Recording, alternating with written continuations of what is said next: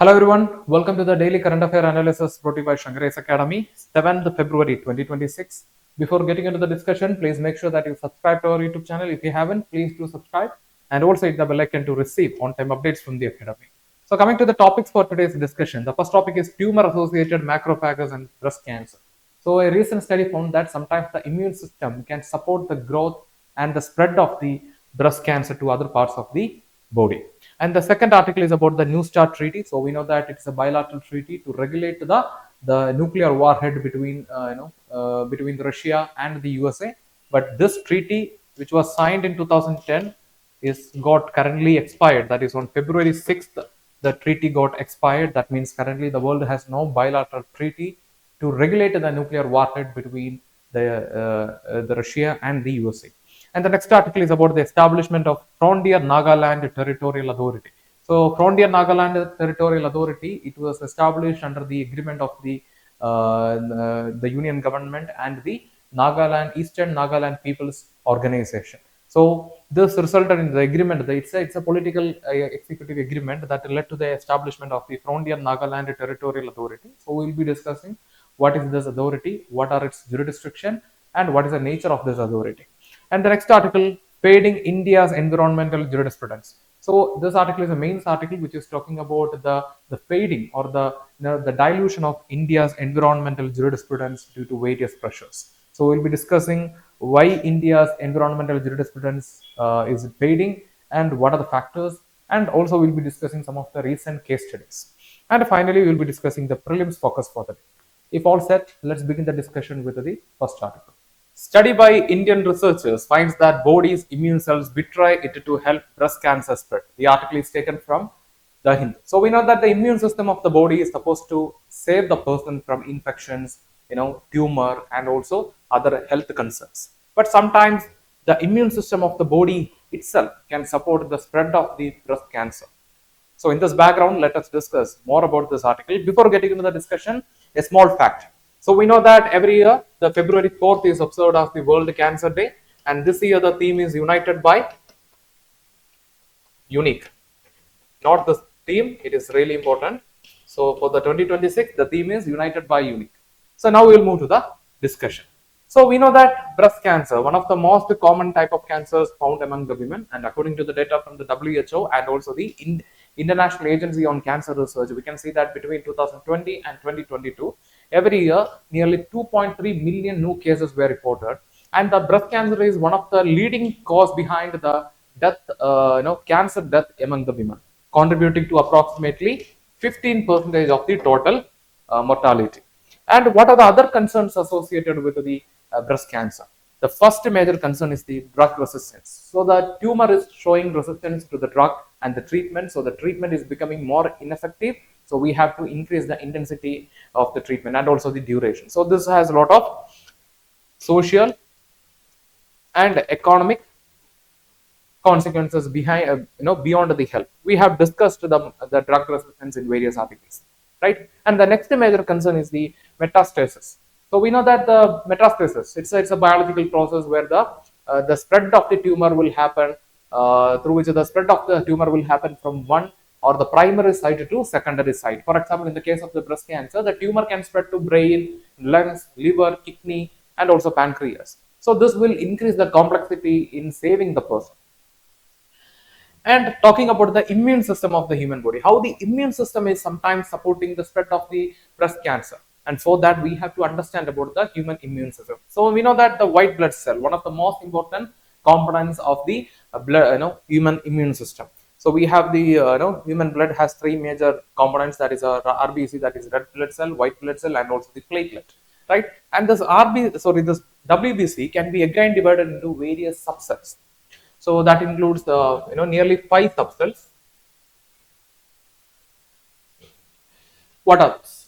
Neutrophil, basophil, and then lymphocytes. The lymphocytes can be again divided into T cell and B cell, and then we have the monocytes, and then we have NCOphils. So another subtype is there. So this monocytes has this agent called macrophage. See, this macrophage is known as the you know the garbage truck of the human body. Why it is known as the garbage truck of the human body? Because it performs certain functions like phagocytosis, which means removing the pathogens and debris from the human body, antigen presentation, and cytokine secretion. Cytokine secretion will lead to formation of new nerve called angiogenesis. The process of the formation of new cell is known as angiogenesis. So, white blood cell can be classified into 5 subcells, and one of the subcells is nothing but the monocytes. Within the monocyte, we have the agent called macrophagus. Macrophagus is known as the garbage truck of the human body because it is performing the functions like antigen presentation, phagocytosis, and also cytokine secretion. Cytokine secretion will lead to the formation of new nerve, and that process is known as angiogenesis. And again, we can divide this macrophagus into 2 types. That is the type 1, that is a macrophagus 1, and also the M2, that is macrophagus 2. So what are the functions of this macrophagus 1 and macrophagus 2? The macrophagus 1 is pro-inflammatory and it will fight the tumor, while the macrophagus 2 is anti-inflammatory and it will help in the repair of the human tissue and the cell. So once again I will repeat, because we have to understand this concept. The macrophagus 1 will is pro-inflammatory and it will fight the tumor, and macrophagus 2, it is anti-inflammatory and it will repair the tissue. So where the manipulation happens, so the micro tumor environment will manipulate this macrophagus, and sometimes this macrophagus 1 will resemble like macrophagus 2. So what happens? And this due to this manipulation, this manipulated macrophagus is known as tumor associated macrophagus. So this macrophagus will support what? The spread of the tumor. How? Because they will promote angiogenesis. Angiogenesis, what is mean by angiogenesis? The formation of new nerve. So new blood vessels will be formed. As a result, what happens? Increased oxygen supply and nutrition to the the affected or the cancer tumor. So the cancer tumor will receive more nutrition and oxygen. So this will support the growth of the cancer tumor.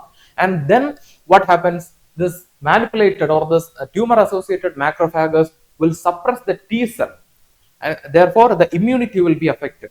And next, it will remodel the extracellular matrix. So as a result, the spread of the cancer will happen. That means the metastasis will happen. How this metastasis is happening? Because this time a protein will be produced called CD47 protein. See, this CD47 protein is a type of clearance. It's a type of clearance. Now what happens? The soldiers, that is the white blood cell, the human immune system will not fight or will not kill that cancer tumor. So once again I'll repeat. So the microenvironment of the tumor will manipulate the macrophagus, and it will turn the macrophagus into tumor associated macrophagus, and this tumor associated macrophagus will promote angiogenesis. That means new blood cell will be formed as a result of that, and then this new blood cell will supply more nutrition and oxygen to the cancer tumor. And then what happens? That means to the cancer cell, and then this manipulated or the tumor associated macrophagus will suppress the T cell. So the immune system the entire immune system will be weakened, and then it will remodel the extracellular matrix. As a result, a new protein called CD47 protein will be produced, and the CD47 protein will give clearance to this cancer cells. So now the human immune system will not affect this or will not eat this this cancer cell. So that means it will produce something called don't eat me signal. That means now the human immune system will give clearance to this cancer cell. That the human immune system will think that this cancer cell is also like a common or a normal cell. And certain biological processes, like I mentioned, we all used these terms already. So once again we will look into that. Angiogenesis, the formation of new nerve or the blood cell for circulating more nutrition and oxygen to the cells. And cytokine. So cytokine, it is a small signaling chemical or a protein that regulate the immunity and the inflammation. Phagocytosis, it's the process of removing the debris and pathogens from the human body. All these functions are promoted by it is done by the macrophages. And tumor microenvironment. Tumor microenvironment includes human immune cells, fibroblast, and also blood vessels and the extracellular matrix. So what happens? The manipulation of this tumor molecule, tumor microenvironment will lead to generation of tumor associated macrophages. So the tumor associated macrophages will support the spread of the cancer cells. And what can be done?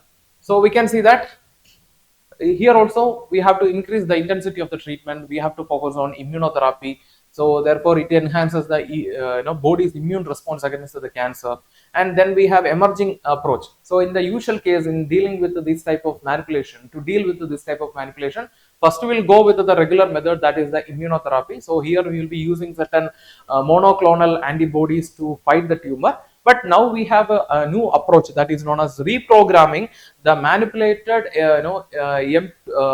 tumor associated macrophages into M1 macrophages to fight the cancer tissue or the cancer cell. So through reprogramming this cell, this tumor associated macrophages, we can block the CD47 protein. So now the clearance for this cell will be blocked. As a result, now the immune system will attack, or it will eat the affected or the tumor or the cancer cells.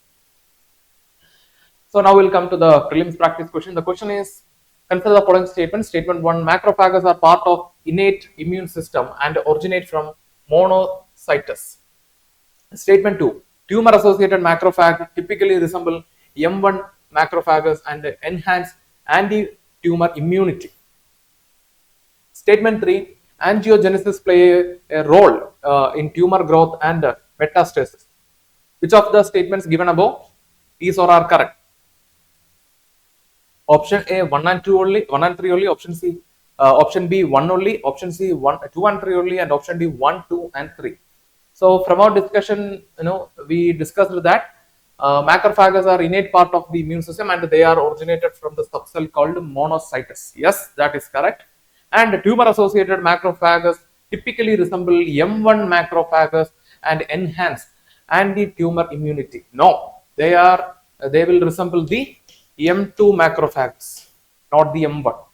So the statement 2 is incorrect. And the statement 3, angiogenesis plays a crucial role in tumor growth and metastasis. Yes, because of the manipulation, angiogenesis will happen. That means now the macrophage will it will lead to the formation of new blood cell or the blood vessel. So more nutrition and oxygen will be supplied to the cancer cell. So as a result, it will spread to other regions of the human body. So the statement 3 is correct, statement 1 is correct, statement 2 is incorrect. So the correct answer is option A, 1 and 3 only. Let's check. Yes, with this we will move to the next article. New START's expiry risk pushing the world to the unchecked nuclear rivalry. The article is taken from The Hindu. So on February 6th, the New START treaty between the Russia and the USA got expired. And to understand the significance of this news article, we have to go back in time. Time means 1940s. So we know that in 1940s, the World War II was going on, and around 1945, the America developed their first nuclear bomb. And after 4 years, that is in 1949, the Russia developed their first nuclear bomb. So by 1950s and 1960s, the world order was conquered by these two superpowers, and the world order was determined by the nuclear warheads. And this raised severe concern about the peace and security across the world, because in 1962, the Cold War reached its peak because of the Cuban Missile Crisis. The tension between the USA and the USSR touched the peak because of the Cuban Missile Crisis. So the world witnessed these type of events, and the people started raising significant concerns about the development of the nuclear warheads by the USA and the USSR. And to address this concern, in 1972, both nations entered into a treaty called SALT Treaty. So that is known as Strategic Arms Limitation Treaty of 1972. So this arms limitation treaty, this is focusing on limiting the nuclear warheads. And after some time, they realized the limitation of this SALT, and they decided to go for START. That is the Strategic Arms Reduction Treaty. This is focusing on reducing the nuclear warhead. and the negotiations for this treaty was concluded in the July month of 1991. In the July month of 1991, the START treaty was concluded between the USA and the USSR, headed by the George Bush and the Mikhail Gorbachev government, respectively. So what happened? After 6 months, that is in the month of December, the USSR was disintegrated, and the implementation of the START 1 faced a huge crisis. But after 4 years, that is exactly in 1994, certain successor states of the USSR, such as Ukraine, Kazakhstan, they all cooperated with the USA for reducing the nuclear warheads in the Ukrainian, which were stored in the Ukrainian SSR and the Kazakhstan SSR and all. And in the meantime, in 1993, the nations, the USA and the USSR, so that time there was no USSR, that was the new Russia. The Russia under the Boris Yeltsin government and the USA under the George Bush government negotiated for the START 2, Strategic Arms Limitation Treaty 2. But this Arms Limitation Treaty 2 did not come to force because of various diplomatic crises. And between 2000 and 2009, there were many interim agreements between the USA and the USSR regarding the reduction and the limitation of the nuclear warhead, but none of them were that much successful. But finally, in 2010, both nations negotiated and signed the new Strategic Arms Reduction Treaty, and that came to force in 2011. And the parties, it is a bilateral treaty. The parties are USA and the Russia, and it got extended till February 5th, 2026, but now it got expired. So, what are the major objectives of the New START treaty? Limiting the strategic nuclear weapons, ensuring predictability, prevent arms race between the USA and the USSR. So, what are the key provisions of this START treaty, New START treaty? Limiting the nuclear warhead, the deployed strategic nuclear warhead, to 1,550 per nation. That means both America and the USA, the Russia should limit their deployed strategic nuclear warhead to 1,550, and we can see that deployed delivery system should be limited to 700. That includes intercontinental ballistic missiles and all. And also the launchers, the total number of launchers, that includes both deployed and non-deployed launchers, to 800, and both the nations agreed for 18 on-site inspections per year. So and mandatory exchange and notification also is also a key provision of this new strategic arms limitation treaty. So simply saying, ensuring transparency and accountability for the nuclear weapons. So that is the objective in a single line. That is the objective of the New START treaty. So how this how the expiry of this New START treaty will affect the world. So currently there is no legal ceiling on the nuclear weapon. So as per the New START treaty, the deployed nuclear warheads should be limited to 1,550. But now there is no ceiling because Russia suspended the inspection after the expiry of this New START treaty. So no more inspections will happen. That means there is no more transparency. And intelligence relays. So as per the New START treaty, both the nations, it is mandatory for the nations to exchange their information regarding the nuclear warhead. But now the intelligence has to rely on satellites and electronic surveillance. So that means more suspicion. The suspicions will develop between the Russia and the USA, like in the case of USSR and the USA in 1950s. And the logic of arms race may return, because in 1950s and 1960s, to get the control over the world order, both the nations, the USA and the USSR, started developing their own arms. So that may return. The logic of the concept of the arms race may return. And since 1972, that is since SALT 1, at least one arms control treaty will always extended existed in the world. That means we know that in 1972, like I mentioned, the strategic arms limitation treaty was concluded. So since 1972, in almost every time, one bilateral treaty existed between the USA and the USSR or the Russia to limit or to regulate the nuclear warhead. But with the expiry of this New START treaty on February 6, 2026, currently the world has no bilateral treaty to regulate the nuclear warhead in the nation of USA and the Russia. So this is the first time in the world has no bilateral treaty between Russia and the USA to regulate the nuclear warhead, and this will raise severe concerns about the arms race, and also it will develop a strong suspicion between the USA and the USSR. And this is Russia's latest avant-garde hypersonic missile system. So it has a range of continent to continent. The length is approximately 5 to 7 meter. So it's a hypersonic missile. That means it travels 27 times faster than the speed of sound, and temperature resistance up to 2000 degrees Celsius. So the developments are happening, but we don't know what type of development is happening, how much a nation is spending, or how much nuclear warhead they are currently storing, and how much nuclear warhead they currently deployed.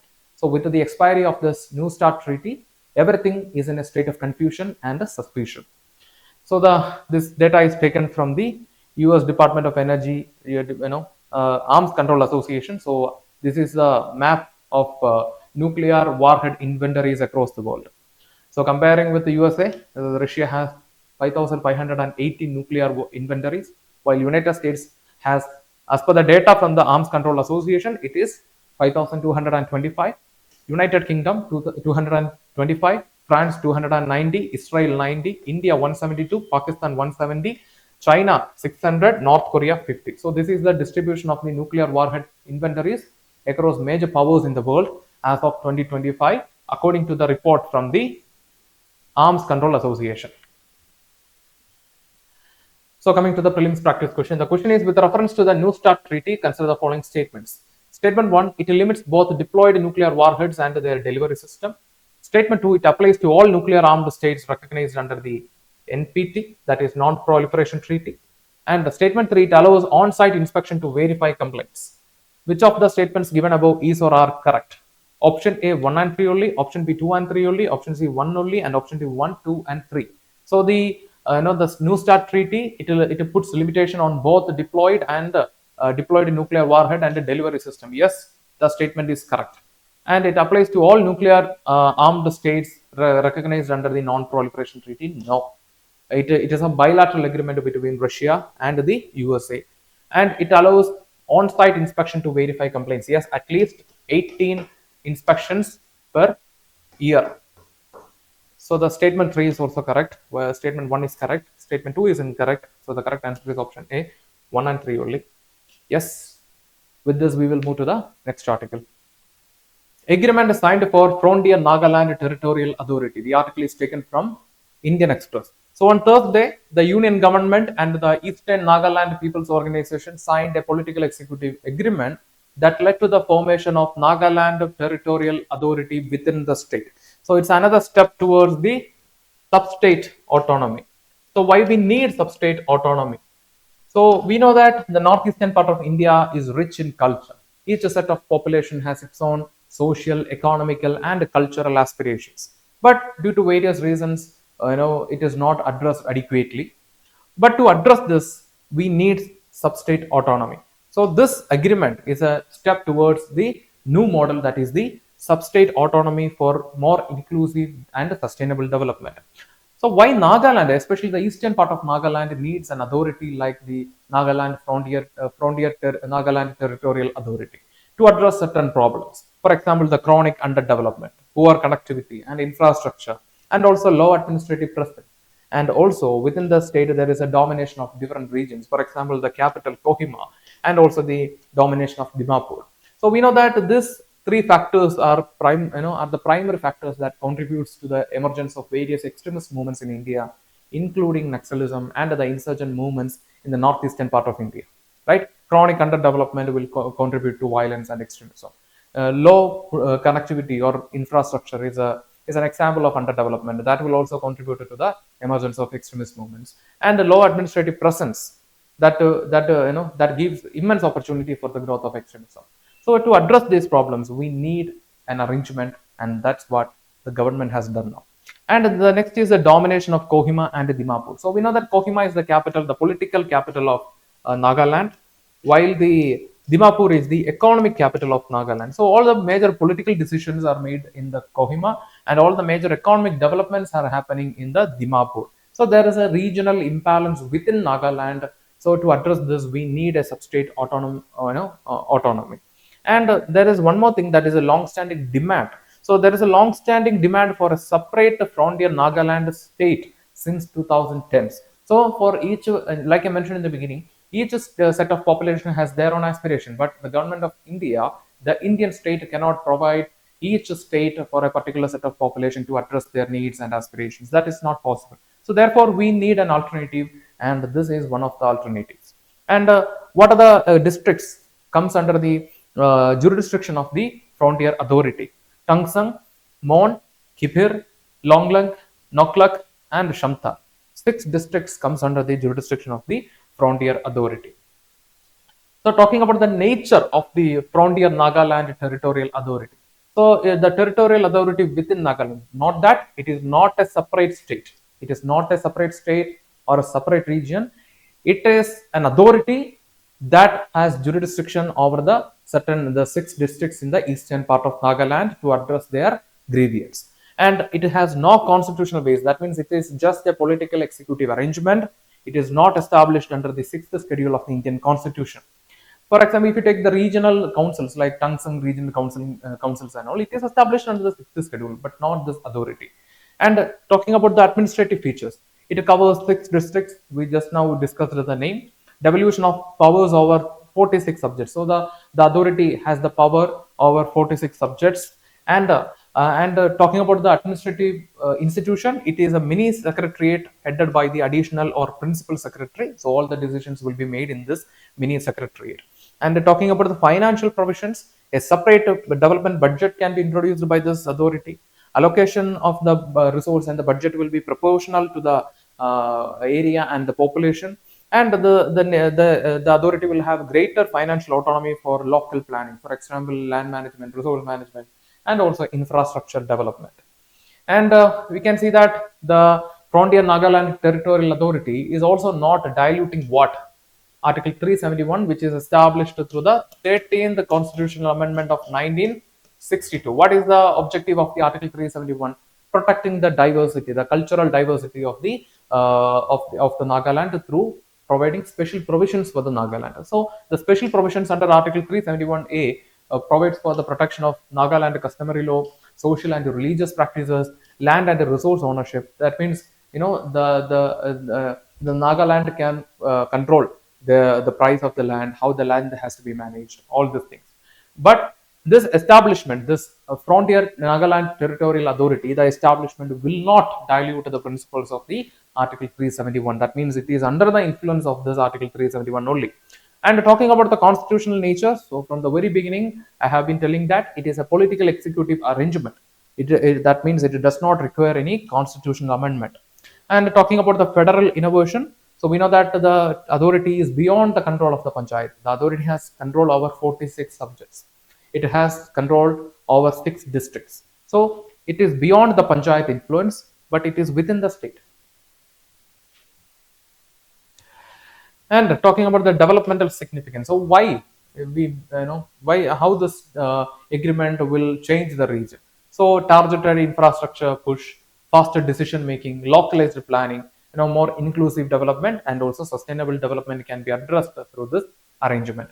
And talking about the political significance, addresses the alienation without redrawing the boundary, reduces statehood agitation pressure. So like I mentioned, the people, all the, like I mentioned, that in the case of the domination of the Kohima, Kohima is the capital of Nagaland. So all the major decisions are made within Kohima. So to address such problems, to reduce the political alienation faced by the people in this region, we need such an arrangement.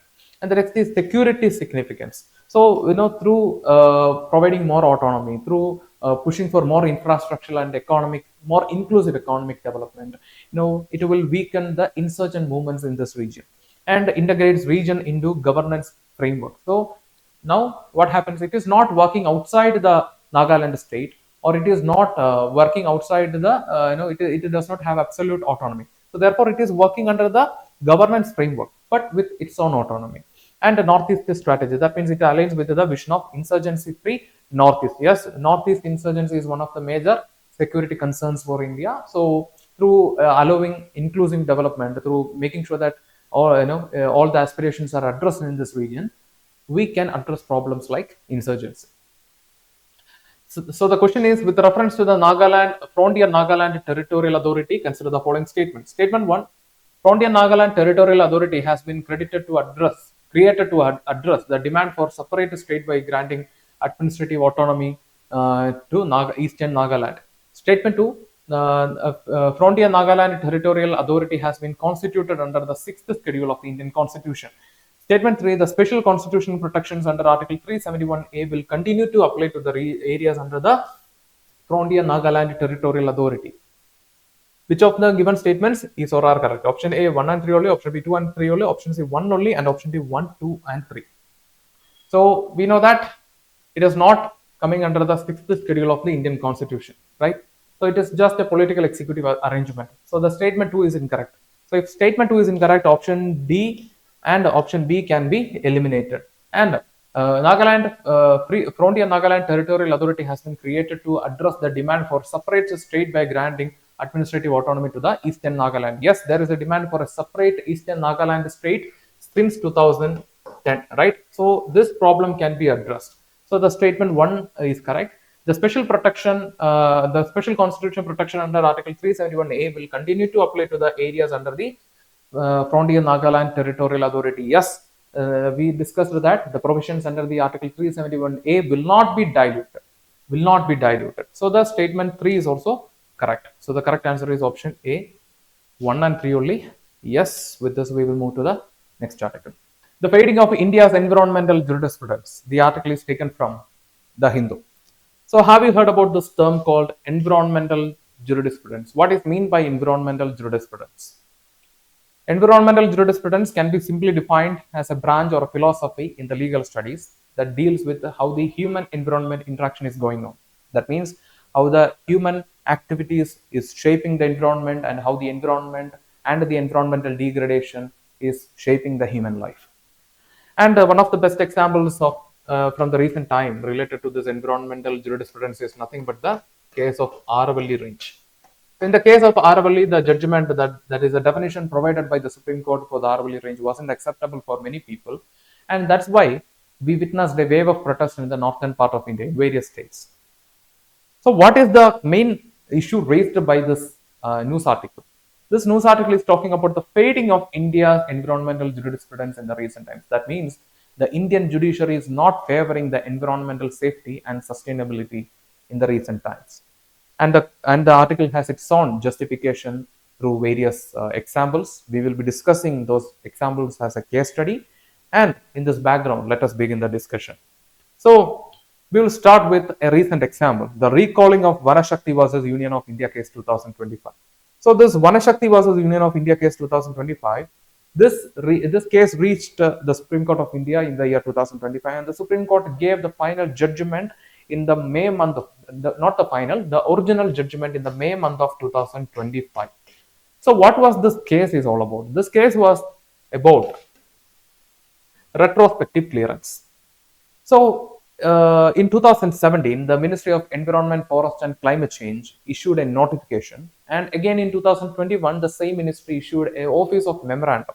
So this both allowed something called retrospective clearance. What is mean by retrospective clearance? Imagine a scenario that you are going to construct some infrastructure as a part of your company's project, or as a part of government's project, or as a part of your private need. For example, a hospital. What will happen before starting the construction? You have to get the permit from all the departments in the government, right? From water department to environment department. So you will, as a part of that, you will be conducting a social audit. That means how this establishment is going to affect the social life in that area. If it is affecting that much, then this project may be rejected by the government of India, right? And then we will go for the environment impact assessment. If the project is affecting the ecosystem very much, then the government will not permit to start the project. But there is another approach that is known as retrospective clearance. So if in the usual case, if all audits are ready, if all audits are okay, then you can start the construction. But in the case of this retrospective clearance, you can start the construction without any prior approval. After reaching a 30 or 40% of your project, then you can pay some fine and you can get the clearance from the government. Okay, this is how the retrospective clearance is working. And the notification of 2017 and the Office of Memorandum of 2021 allowed for this retrospective clearance. And against this, the Vanashakti case reached the Supreme Court of India, and the original judgment was given in the May month of 2025. So, what was the original judgment? The original judgment of Supreme Court of India in the May month upheld the principle of precautionary and told that the retrospective clearance is an enemy of the environment impact assessment. It's an enemy of environment impact assessment. So the Supreme Court did not permit. It went against the judgment went against the retrospective clearance. What happened after the original judgment? After the original judgment, there was an appeal in the Supreme Court seeking the review of this original judgment in the Vanashakti versus Union of India case. And in this review, the Supreme Court recalled its original judgment because that time in the December month, the bench led by Mr. B.R. Gave and B.R. Gave upheld that the strict or rigid following of the precautionary principle can lead to demolition of various national assets worth of nearly 20,000 crore. 20,000 crore. So, citing this concern, the Supreme Court of India decided to not to follow this precautionary principle in a strict manner. Then what happened? Recalling of the original judgment happened. So here, and this three bench judge, this had a majority of 2:1. That means one judge severely criticized this recalling of the original judgment. And we have one more example, but before that, we will see some of the constitutional frameworks for the environmental protection. So we know that the right to clean environment is a part of fundamental rights. It comes under the Article 21 of the Indian Constitution. That means we not just have the right to life with the personal liberty, we also have the right to life with a clean environment and a clean and healthy environment. And this interpretation was recognized by the Supreme Court of India in various cases like Godavarman Thirumalpad case, Subhash Kumar case, and also the MC Mehta case. And then we have the directive principles of the state policy. There we have the Article 48A, which states that the state shall protect and improve the environment for the benefit of the people and also the environment and the animals surrounding it. And the next is the fundamental duty. There we have the Article 51A, clause G. So it states that it is a duty of the citizens to protect the environment. That means, imagine that in your neighborhood, someone is polluting your water body or your well, or someone is doing something that pollutes the air in your neighborhood. In that case, it is nothing but the violation of Article 21, and also he is going against the duty of the citizen. Okay, and then we have the equality dimension, where there we have the Article 14, which which can be interpreted that no non-arbitrariness in the state action. That means if a Supreme Court of India or any judicial organ is taking a particular decision regarding an environmental issue, then that should not be based on the wish or the pleasure of the people. Instead, it should be based on the evidence. That means the decision has to be rational. It should not be based on the arbitrariness of a particular institution or a person. It has to be based on the evidence. That's what it is mean by the non-arbitrariness in the state action. And judicial doctrines applied in the environmental law. So, when the judiciary is interfering in the environmental matter, it is not just randomly interfering. It has certain principles. That means if a Supreme Court of India is providing a particular judgment on a particular environmental issue, then it has to follow certain principles. For example, the precautionary principle. The precautionary principle was upheld by the original judgment of the Vanashakti versus Union of India case in the month of May, right? So this was also recognized in the Vellore Citizens Welfare Forum versus Union of India case in 1996. That means before getting anything, before harming the environment, we have to prevent. That's what this principle is talking about. And the next we have the principle of sustainable development. So which is focusing on balancing the development as well as the sustainability of the environment. And this was recognized by the Supreme Court in various cases. And also we can see that it was integrated into the Indian law via certain cases like Narmada Bachao Andolan case of 2000, and also the Vellore Citizens case of 1996. And next we have the public trust doctrine. So this was recognized by the court in the case MC Mehta versus Kamalnath 1996. That means the natural resource has to be held in trust by the state for public, not for any particular private use. That means if you are handling the public resource, if you are handling the natural resource, or if you are doing anything in the environment, that should benefit the public as well as it has its own limitation. This approach has its own limitation. For example, it is anthrocentric. That means it is focusing only on the people. But now we are making a shift from anthrocentric to ecocentric. That means we are considering the entire ecosystem, not just the people. And then we have the important principle, that is the polluter pay principle. So here the polluter has to take the responsibility for the pollution that he generated. And we can see that this was recognized in the Indian Council for Enviro Legal Action case of 1996. And this forms the backbone. That means these are the principles that forms the backbone for the environmental jurisprudence, not just in India but across the world. And next we have another case study, that is the recent issue around the Aravalli range. So what was the issue? So we know that Aravalli range, the oldest mountain ranges of India, goes back to the Cambrian period. And what was the issue? The illegal minings and other illegal activities happening inside the Aravalli range. And we know that Aravalli range is extending all the way from Gujarat to Haryana, right? So this Aravalli range plays a crucial role in protecting the ecological balance of India. For example, it is acting as a defense against the desertification of Thar Desert, the desertification of the Gangetic Plains. If the Aravalli mountain ranges are not there, then the Thar Desert will expand towards the east, and the fertile land of India itself will be affected. And the next is the groundwater recharge, and the next is microclimate stabilization, and also it supports various fauna and flora. But we can see that it is eroding slowly because it is that much old. And earlier judicial position. So the first the issue, that means the first definition for the Aravalli range can be traced back to 2010. So that time there was a committee appointed to study the Aravalli and give a standard definition. And the definition given by the committee considered not just the height, it also considered slope and other various features. And the definition provided by this committee was very complex.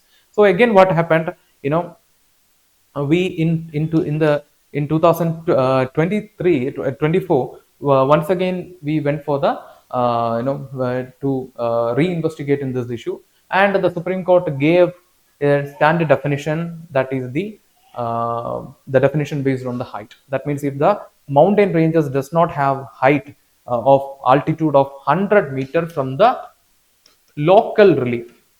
So usually when we calculate the height of a mountain, we will be considering the sea level as the base, right? But here the local profile is taken into consideration. That's where the thing is going wrong. So if you take the actual the height of this mountain, it is coming around 150 meters. But if you calculate the height of the mountain from the local range, it is just 80 meters. So we know that due to the Aravalli mountain range is that much old. So due to the constant erosion, the mountains are getting very small. So we know that because of this issue, the definition given by the Supreme Court was not that much acceptable. That means if the mountain range is not or the hills are not classified as Aravalli, then a regulated mining will happen, right? So this was the issue in the definition given by the Supreme Court of India. So in 2025, once again, the Supreme Court we investigated into this issue, and the Supreme Court accepted the 100-meter elevation criteria for the Aravalli ranges, and that also led to the exclusion of ecologically sensitive areas. So like I mentioned, in 2010 when the committee gave the definition, it considered a lot of things like the slope, other relief features, and also the height. But that time it wasn't acceptable because of the complex the definition given for the Aravalli. But now we have a simple definition based along the 100-meter altitude. But the issue is that considering this height alone or the altitude alone will lead to exclusion of important ecologically sensitive areas in the areas of Aravalli range. So here also we can see that the fading of India's environmental jurisprudence. So what is the constitutional implication of this judgment? So here the arbitrary classification. That means without any proper scientific study or proper scientific evidence, based on this height alone, how we can classify or how we can provide a criteria to protect an ecologically sensitive and also an ecologically important area. And the next is Article 21, that means environmental rights. So we know that the increased mining activities will affect the life of the local people. So the right to clean environment is violated here. These are the constitutional implication of the 2025 Aravalli judgment from the Supreme Court of India. And also not just Aravalli, not just the Vanashakti, we have other examples. For example, the protection of mangrove. So recently the judicial in various cases, we allowed for a lot of reworks in the coastal areas, and various coastal development projects, particularly in areas like Mumbai, led to cutting off many mangrove forest as well as other plants and trees near the shore, and that affected the coastal life as well as the coastal ecological balance. And next we have the Chardham Highway project. So this Chardham Highway project is connecting four important pilgrimage centers in India, that is Gangotri, Yamunotri, Badrinath and Kedarnath. And this project was launched by the Ministry of Road Transport and Highways in the year 2016. So the project aims for widening the road to provide more accessibility to the pilgrimage, the people to the for pilgrimage. But we can see that this highway is passing through ecologically sensitive area, that is the Himalayan ecosystem. And we can see that in the case, the Citizens for Green Dune versus Union of India case 2021, the Supreme Court permitted the widening of the roads, citing the defense needs. But we can see that according to a study from 2025, over 800 plus landslide zones are found along this project, this Chardham Highway project.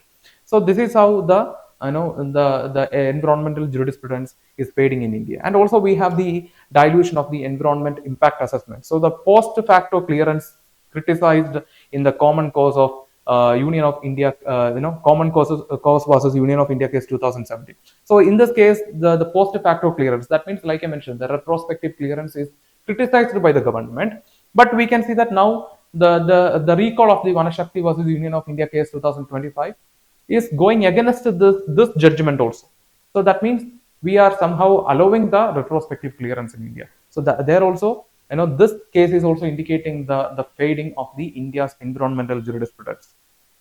So why this environmental jurisprudence is fading in India? There are several factors. For example, regulatory capture, corporate influence, procedural dilution, and also the environmental complaints can be sometimes used as a checklist, that can even hurdle the development. So these are the major factors that usually contribute to the or that makes us feel like the environmental jurisprudence is fading in India. So what will be the broader impact of this? Climate vulnerability, that means the socio-economic as well as the environmental vulnerability. Intergenerational injustice, that means what we have today may not be having for the next generation. So they will suffer because of the climate injustice. And the next is weakening public trust. So as per the state, as per the public trust doctrine, the resource has to be held by the state in the interest of the public. So the corporate influence in the in the judiciary or in the environmental development, that can lead to erosion of the public trust doctrine. So what can be done? What are the suggested reforms? Strengthening the environment impact assessment independence. That means without any restriction, without any regulation, if we can go for the environment impact assessment before, that means prior approval, before approving a project, then that will ensure more environmental jurisprudence. Regular green benches in the setting up of green benches in the Supreme Court and High Courts. Scientific ecosystem-based definitions for various landforms. For example, in the case of Aravalli, we saw that the height is the only considered criteria for Aravalli definition. That is a major criteria for considering the Aravalli range. So such arbitrary definitions has to be removed. And the next is ensuring transparency in public hearings. And so this will ensure democratic decision making and balance strategic needs with the ecological science. For example, the case of Chardham. So here the court justified that widening the road is a part of defense needs. But a recent study identified nearly 800 plus land zone areas within this project. So balancing strategic needs with ecological science is very important to ensure the economical, environmental sustainability, and also the environmental jurisprudence. Now we'll come to the mains practice question. The question is, environmental jurisprudence in India has evolved over progressive judicial doctrines such as precautionary principle and public trust doctrine. However, recent developments suggest a shift towards developmental prioritization critically examined. So we have discussed some of the case studies. You can use the case study, or you can start with an example, a recent example. For example, this Aravalli or Vanashakti. So using this hints, try to answer the question and post it in the comment section. So it's a 15 mark question and you have to write around 250 words. Write it and post it in the comment section. Now it's time to move to the next article. So coming to the prelims focus, the first topic is Tribal Freedom Fighters Museums. So it is the plan funded by the Ministry of Tribal Affairs under the initiative supported to Tribal Research Institute and proviso to Article 375 Clause 1. So Article 375 Clause 1, what is the provision? It empowers the Parliament of India to provide grant in aid to the states for tribal affairs from the Consolidated Fund of India. So Article 375 Clause 1 empowers the Parliament to provide grant in aid to the states from the Consolidated Fund of India for the tribal affairs. And the scheme is a centrally sponsored scheme, and it plans to establish tribal museums, tribal freedom fighters museums in 10 states of India to recognize and create awareness regarding the role and the contribution of the tribal leaders and tribal people in the Indian freedom movement.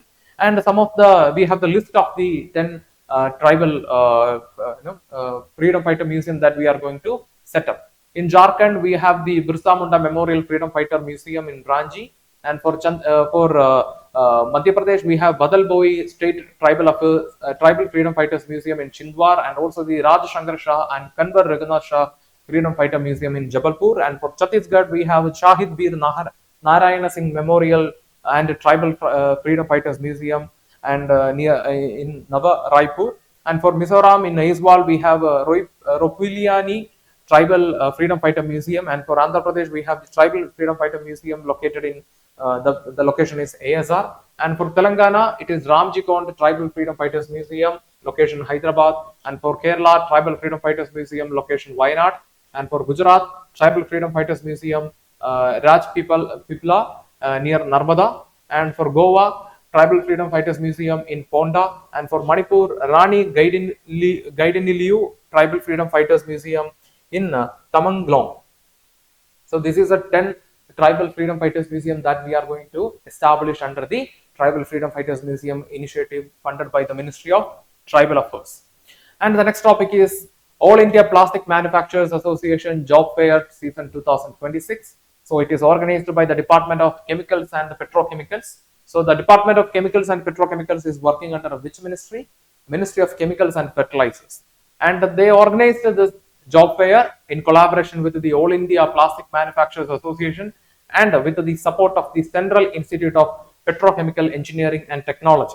So what is the objective? The objective is to support and promote organizations involved in facilitating job opportunities and skill upgradation for the youth people. So generating opportunities and skill development for the youth people, that is the objective of the job fair 2026, and it is organized by the Department of Chemicals and Petrochemicals working under the Ministry of Chemical and Fertilizer, and they organized it with the collaboration of All India Plastic Manufacturers Association with the support of the Central Institute of Petrochemicals and Petrochemicals Engineering and Technology.